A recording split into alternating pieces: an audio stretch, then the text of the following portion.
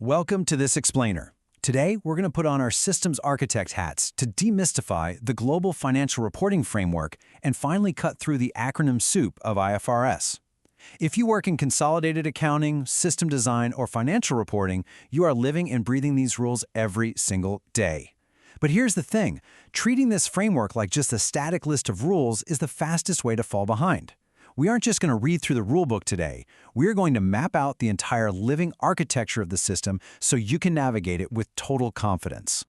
All right, here's our game plan. We'll be covering 1. The IAS versus IFRS timeline, 2. Layers of the framework, 3. The small business exception, 4. The sustainability shift, and 5. Putting it all together. Okay, Part 1. The IAS versus IFRS timeline.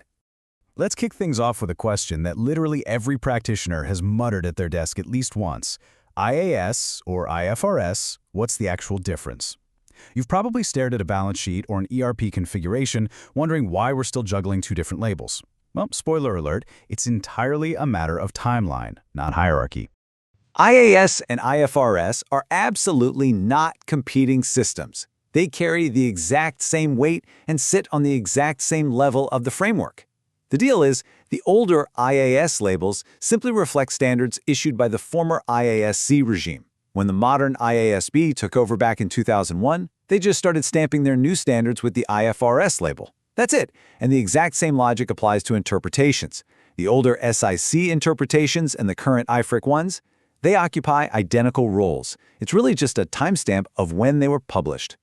So you might be thinking, well, if they rank equally, why not just renumber everything to IFRS and be done with it? Standard setters preserve these legacy names for the exact same reason a software engineer preserves a legacy API. You do not mess with stable identifiers. Every single standard is hardwired into thousands of downstream artifacts. We're talking contracts, audit files, regulatory filings, and complex software configs. Casually renaming them wouldn't add clarity. It would literally break every downstream reference that depends on them. The headache of renaming just isn't worth the chaos. Moving right along to Part 2. Layers of the framework.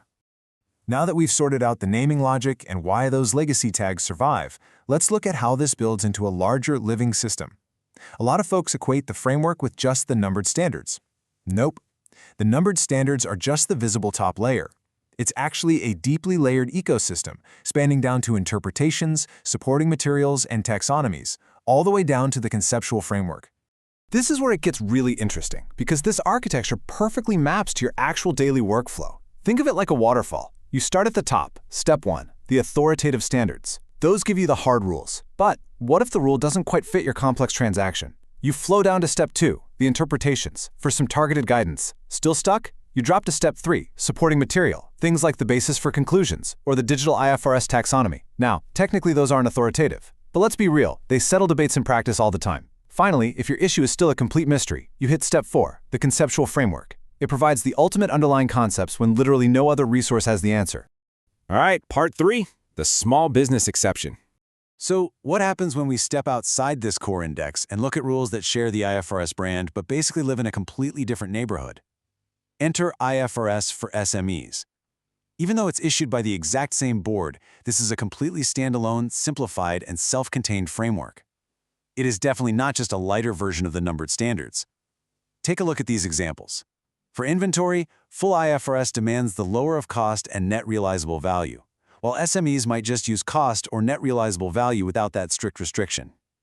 Or leases. Full IFRS requires a right-of-use asset model for almost everything, whereas SMEs still cling to the old finance versus operating lease distinction. They are fundamentally different sets of rules. Here is a massive red flag for group reporting, though. If you're a parent company consolidating under full IFRS, you absolutely cannot treat a subsidiary's use of IFRS for SMEs as a shortcut. No way. The parent's consolidated statements have to meet every single full IFRS requirement. Your subsidiary using the SME rules locally? Great for them, but it doesn't reduce the parent's compliance burden at the group level one bit. You still have to do the heavy lifting to bridge that gap. Which brings us to Part 4, the sustainability shift. Let's pivot to something huge. Another massive area carrying the IFRS brand, but running on a completely parallel track. The IFRS Foundation recently set up a very deliberate structural split. Think of it like a fork in the road under the same overarching umbrella. On one side, we have the traditional IASB, handling all the classic financial accounting we've just talked about, balance sheets, cash flows, the usual. But on the other side, we have the newly formed ISSB. They are the ones tackling sustainability disclosure standards, specifically the new IFRS S1 and S2. Now, these two boards definitely have different mandates. The IASB is crunching traditional financial metrics, while the ISSB is zeroed in on climate, governance, and risk management. But here's the kicker. They serve the exact same audience, investors who are making serious capital allocation decisions. This separation guarantees that sustainability isn't just treated as some fluffy afterthought tacked on to a balance sheet. It is a rigorously developed, hard set of data in its own right. Finally, Part 5, putting it all together. Let's zoom out and bring all these architectural pieces together. If you take one overarching lesson from our explainer today, let it be this.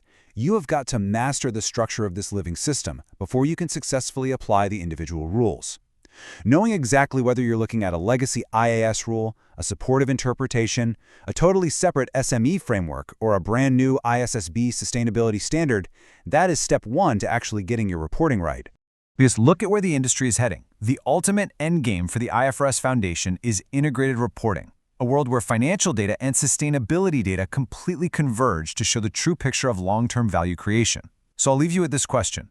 With this explicit goal of integrated reporting on the horizon, is your reporting architecture truly ready to handle the complete IFRS ecosystem? How are you going to adapt your systems and your teams today to capture both sides of that value creation equation tomorrow?